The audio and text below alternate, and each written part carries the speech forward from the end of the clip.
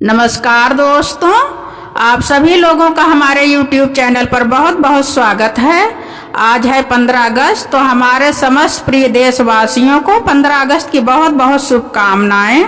तो आज मैं 15 अगस्त के उपलक्ष्य में बहुत ही प्यारा सा देशभक्ति कजरी गीत सुना रही हूँ। यदि आप लोगों को मेरा गीत अच्छा लगे तो आप लोग मेरे चैनल को लाइक करें, सब्सक्राइब करें और कमेंट में लिख के ज़रूर बताएं कि आप लोगों को मेरा गीत कैसा लगा। धन्यवाद। अपने देशवा के हो करनवा सर कफनवा बंधबैना। अपने देशवा के हो करनवा सर कफनवा बंधबैना। सर कफनवा बंधबैना हो, सर कफनवा बंधबैना। सर कफनवा बंधबैना हो, सर कफनवा बंधबैना।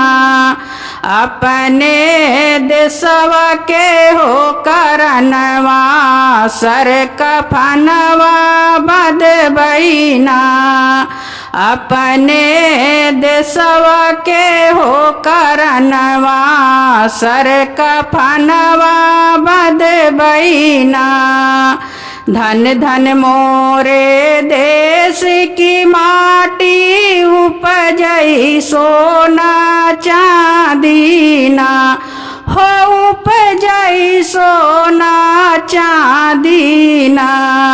हीरा मोतियन के हो रतनवा सर कफनवा बंधबैना।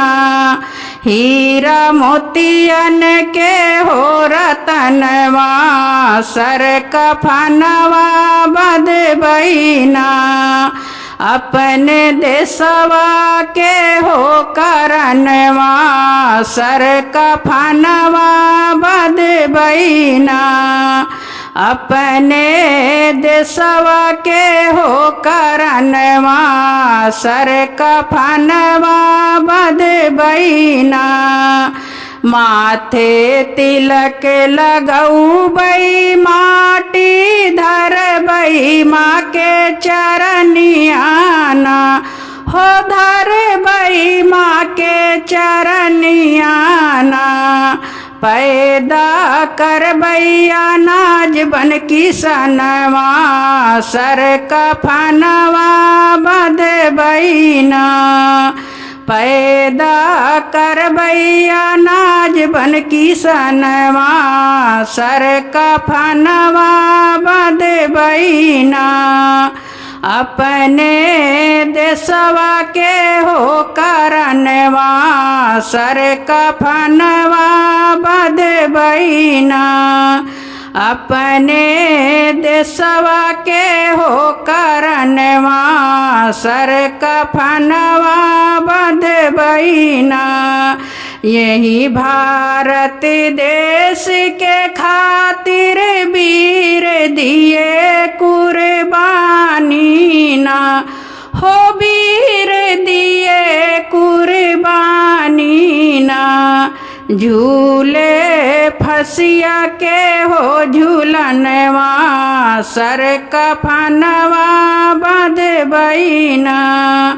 झूले फसिया के हो झूलनवा सर कफनवा बंधबैना।